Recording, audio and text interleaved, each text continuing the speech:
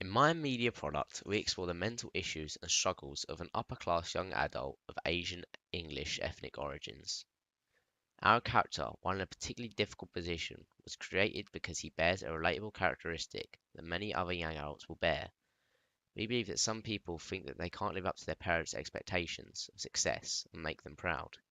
James Alderson is a character which suffers from this feeling, and is ultimately the main drive which leads him to his desperate emotional demise.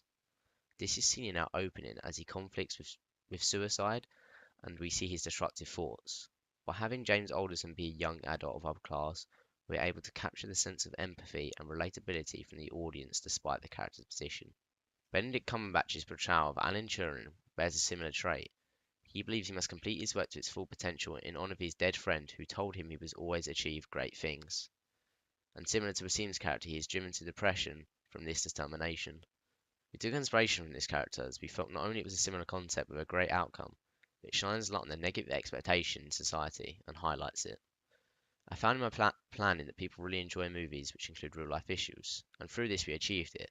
I feel that this is significant as it is important for directors to include different types of people and classes in their movies to capture a realistic image of the world. Moreover, we used Wasim as our actor, who is of Asian heritage. While we didn't do this purposely, I feel it is positive, as usually in high blockbuster movies or just Hollywood movies, there is a white protagonist. However, in our movie, he is Asian. It's also dominant ideology for the protagonist to be a muscly, massive man who is extremely attractive. Even though I think Wasim is beautiful, he's no Tom Hiddleston. Therefore, I see this reputation as positive, as it's not stereotypical and challenges dominant ideology. However, in our opening, no women are presented. In my opinion, this could be seen as a negative representation, as it's typical for men to be the protagonist and take up most of the screen time. However, unlike some movies, we didn't represent females at all, therefore I don't believe it's entirely negative, as we are not purposely presenting them badly. As my movie is about the government and a scientific program, if I was to film scenes from the movie inside a lab or a place where the men would be working, I would include females there just as much as men, with a 50-50 split in cast.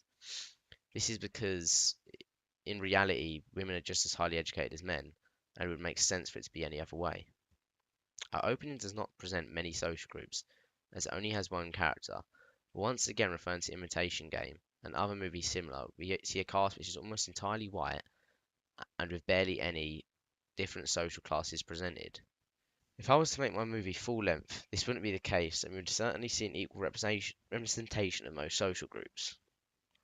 As for the presentation of adults in my opening, we see the power and emotional state which can be ignored in society.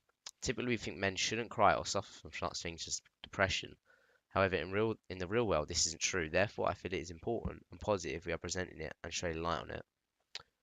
Overall, I feel like we've represented social groups positively and challenged dominant ideology, which is a good thing in movies.